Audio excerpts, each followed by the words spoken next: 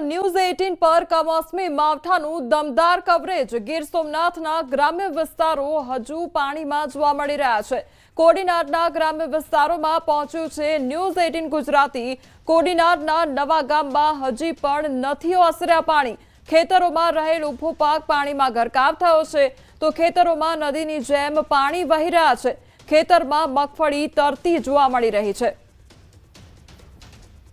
તો કોડીનારના દ્રશ્યો સામે આવ્યા છે કે જ્યાં ચારે બાજુ તબાહીના દ્રશ્યો જોવા મળી રહ્યા છે। જે ખેડૂતોનો મહામૂલો પાક છે તેમાં નુકસાની સહન કરવાનો વારો આવ્યો છે અને હજી સુધી પણ પાણી નથી ઓસર્યા। તો ગીર સોમનાથના જે ગ્રામ્ય વિસ્તારોમાં વરસાદ ખાબક્યો હતો ત્યાં આગળ હજુ પણ પાણી ભરાયેલા જોવા મળી રહ્યા છે।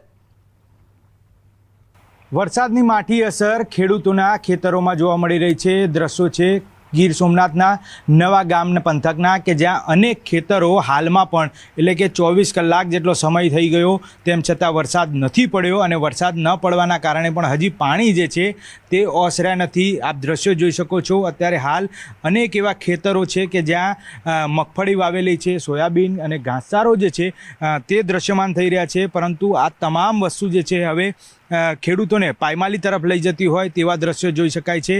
અનેક ખેતરોમાં તૈયાર મગફળી જે છે તે અત્યારે હાલ બાંધવાનો પણ વખત ન મળે તેવી પ્રકારની મગફળી નાશ પામી છે। બીજી તરફ ઘાસચારો જે છે તે ઘાસચારો પણ હવે નકામો બન્યો છે। એટલે ખેડૂતોને પડ્યા ઉપર પાટું તો ચોક્કસ છે, પરંતુ આવનારા સમયમાં પણ હવામાન વિભાગે જે આગાહી કરી છે જો એ પ્રમાણે વરસાદ પડ્યો તો તમામ જગ્યાએ પાણી જ ખેતરોમાં જોવા મળી શકે છે। એના સીધા દ્રશ્યો આપને બતાવવા માંગીશ। અત્યારે હાલ આ માંડવીના દ્રશ્યો જે છે તે માંડવી અત્યારે હાલ ખેતરમાંથી ઉખડી ગયેલી છે અને તમામ જે માંડવી જે છે તે દ્રશ્યમાન થઈ છે કે અત્યારે હાલ નકામી બની છે। એટલે એક વીઘે જે 15 થી 17,000 જેટલું નુકસાન જે છે તે લોકોનું માનવામાં આવી રહ્યું છે। આવા અનેક ખેતરો જે છે કે પાણીમાં ગરકાવ થયા છે। બીજી તરફ દ્રશ્યો જોઈ શકો છો કે જ્યાં નજર પહોંચે ત્યાં તમામ જગ્યાએ અત્યારે હાલ પાણી જે છે તે એક ખેતરથી લઈ બીજા ખેતરોમાં પ્રસરી રહ્યા છે। એટલે તમામ લોકો જે ખેડૂતો જે છે તેને હવે ક્યાંક પડ્યા ઉપર પાટું જે છે તે પડી રહ્યું હોય તેવા દ્રશ્યો દેખાઈ રહ્યા છે। કેમેરામેન પંકજ મકવાણા સાથે મૌલિક દામેચા, ગીર સોમનાથ, નવા ગામ।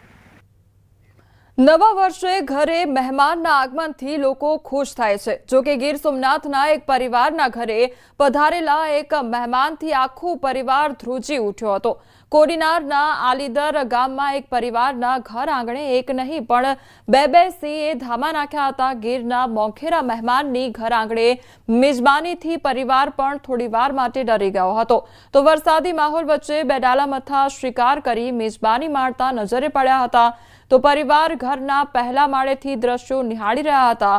વિડીયો સોશિયલ મીડિયા પર હાલ વાયરલ થઈ રહ્યો છે।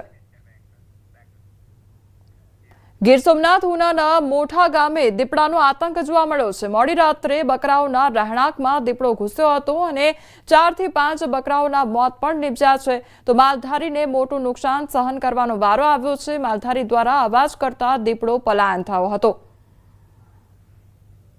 તાલુકાના મોટા ગામમાં દીપડો ઘરમાં ઘૂસવાથી 3:30 વાગે 4 બકરાને મરણ કર્યું। અમારી માંગ એવી છે કે આ લોકો ફોરેસ્ટરના વિભાગ અધિકારીઓ આવી ગયા છે, જેમ બને એમ વહેલી તકે દીપડાને રેન્ચું કરે એ લોકો। સરદાર વલ્લભભાઈ પટેલની 150મી જન્મ જયંતિ નિમિત્તે 31 ઓક્ટોબરે સ્ટેચ્યુ ઓફ યુનિટી ખાતે ભવ્ય પરેડ યોજાશે, જેને લઈ ફૂલ ડ્રેસમાં રિહર્સલ યોજાયું અને તેમાં વિવિધ રાજ્યોના અર્ધલશ્કરી દળો તેમજ પોલીસ દળોના વરિષ્ઠ અધિકારીઓ પણ હાજર રહ્યા। રાજ્યો દ્વારા ખાસ ટેબ્લો પણ રજૂ કરવામાં આવ્યા। પરેડમાં બેન્ડ પ્લાટૂન પણ પ્રદર્શન કરવામાં આવ્યું।